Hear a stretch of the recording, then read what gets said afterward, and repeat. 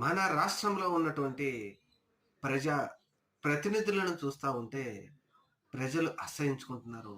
అలాగే ప్రజల తరపున ఫోర్త్ ఎస్టేట్‌గా ఉండే పోరాడాల్సినటువంటి మీడియాను చూస్తే అసహించుకుంటున్నారు ప్రజలు.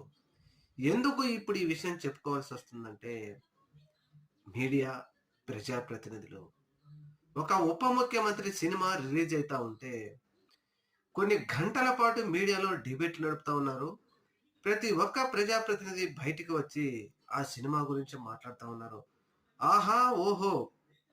అని జనసేన నాయకులు, వారికి వంత పాడుతూ టీడీపీ నాయకులు, ఈ టీడీపీ నాయకులు టీవీ డిబేట్‌లలో కూర్చొని 'Pavan Kalyan' cinema super hit. ఆ సినిమాను ఏదో చేయటానికి వైసీపీ ప్రయత్నిస్తుందంటూ విపరీతంగా డిబేట్‌లు చేస్తా ఉంది. కొంచెం కాకపోతే కొంచెమైనా వీళ్ళకి ఏదైనా ఉందా? కనీసం అని ఇప్పుడు ప్రజలు చర్చించుకుంటున్నారు. 2024 సార్వత్రిక ఎన్నికల తర్వాత ఆంధ్రప్రదేశ్ రాష్ట్రంలో 5 నెలల పసికందు నుంచి 60 సంవత్సరాల ముసలవ్వ వరకు హత్యలు, అత్యాచారాలు, ప్రతిపక్ష పార్టీ నాయకులు, కార్యకర్తలు, అభిమానుల మీద ఘోరాతి ఘోరంగా కేసులు పెట్టి హింసిస్తా ఉంటే ఏ ఒక్కరైనా వచ్చి మాట్లాడలేదు.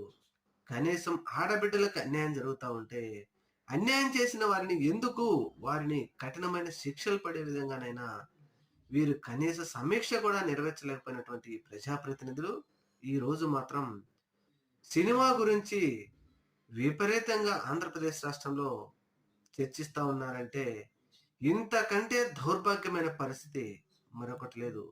ప్రజలు కూడా ఆలోచించాలి.